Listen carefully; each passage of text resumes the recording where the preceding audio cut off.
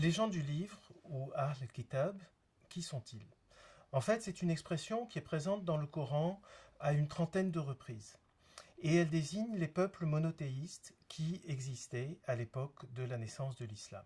D'un point de vue théologique, l'expression a un aspect positif, dans la mesure où les musulmans eux-mêmes peuvent se considérer comme les gens du livre. Il y a donc une grande proximité entre les musulmans et les gens du livre. Mais d'un autre côté, ce sont des gens dont il faut se méfier parce que, par leur attitude, ils ont pu rendre nécessaire une nouvelle révélation, ou parce que, plus grave, et c'est une accusation qui est parfois apparue, ils ont été accusés de falsifier leur livre. Si bien que les gens du livre, cela peut être aussi bien votre grand frère aimé et admiré que la figure de l'ennemi intime.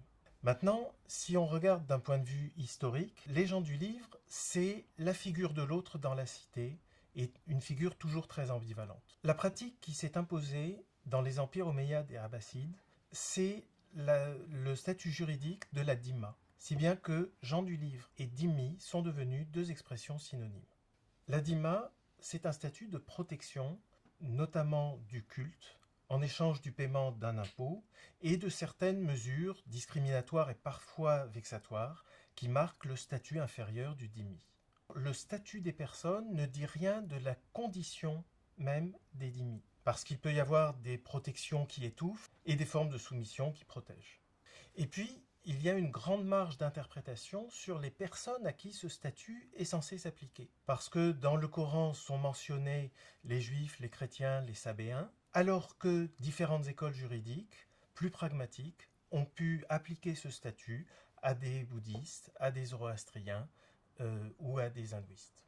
Et comme tout texte normatif, il faut vraiment comprendre les différents contextes dans lesquels il a pu être mobilisé, parce qu'il peut y avoir une grande différence entre ce qu'on voudrait qu'il soit et ce qui est effectivement dans les pratiques.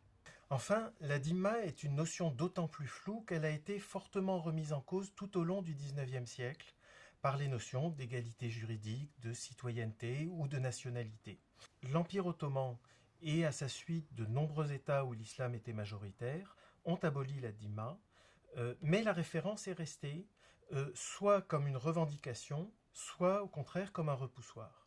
La notion juridique de dhimma ne doit pas être confondue avec le concept de dhimmitude, qui est un terme de combat qui est apparu dans les années 80, 1980, et qui renvoie à l'idée d'une condition éternelle du minoritaire en terre d'islam. Or, nous le savons, la mobilisation et l'interprétation des textes sont, comme partout ailleurs, intimement liées aux circonstances.